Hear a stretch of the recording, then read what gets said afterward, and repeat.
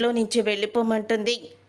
బాలుని వెళ్ళిపోమనడంతో మనోజ్ అయితే ఆనందపడిపోతూ ఉంటాడు. ఇంట్లో నుంచి వెళ్ళిపోయి ఏం చెయ్యాలి?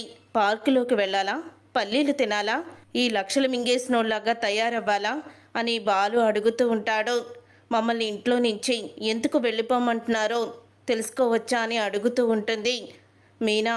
అప్పుడే ఇక ప్రభావతి, మీ ఇద్దరిని కూడా ఇంట్లో నుంచి నేను వెళ్ళిపోమంటున్నాను.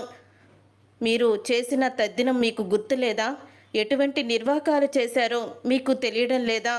వెళ్ళిపోండి నా ఇంట్లో నుంచి అని అంటూ ఉంటుంది ప్రభావతి. అప్పుడే బాలు మీనా వాళ్ళ లగేజ్ తీసుకొని గదిలో నుంచి బయటికి వస్తారు. మీనా వెళ్ళొస్తాం మావయ్య అని అంటూ ఉంటుంది. అదేంటి వెళ్ళొస్తామని చెప్తున్నావు?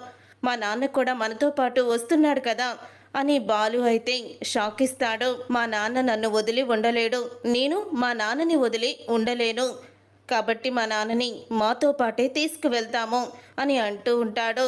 నా భర్తని నాకు దూరంగా తీసుకువెళ్ళే హక్కు మీకు లేదు అని అంటూ ఉంటుంది ప్రభావతి.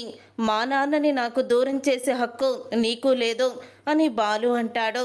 అప్పుడే ఇక సత్యమైతే, నన్ను ఇంట్లో నుంచి వెళ్ళొద్దనే హక్కు నీకు లేదు ప్రభావతి.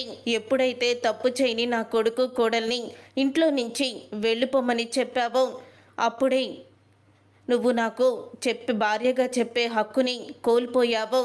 నేను వీళ్లతో పాటే ఇంట్లో నుంచి బయటికి వెళ్ళిపోతాను అని ప్రభావతికి ఊహించని షాక్ ఇచ్చేస్తాడు సత్యం. ఇక ప్రభావతి అయితే సత్యం కూడా ఇంట్లో నుంచి వెళ్ళిపోతున్నాడని అలా ఆశ్చర్యంగా ఉండిపోతుంది. చూసారుగా ఫ్రెండ్స్, మరి రాబోయే కథలో తెలుసుకుందాం. నచ్చితే తప్పకుండా లైక్ చేసి ఛానల్ని సబ్స్క్రైబ్ చేసుకొని పక్కనే ఉన్న గంట సింబల్పై ఆల్ అని క్లిక్ చేయండి.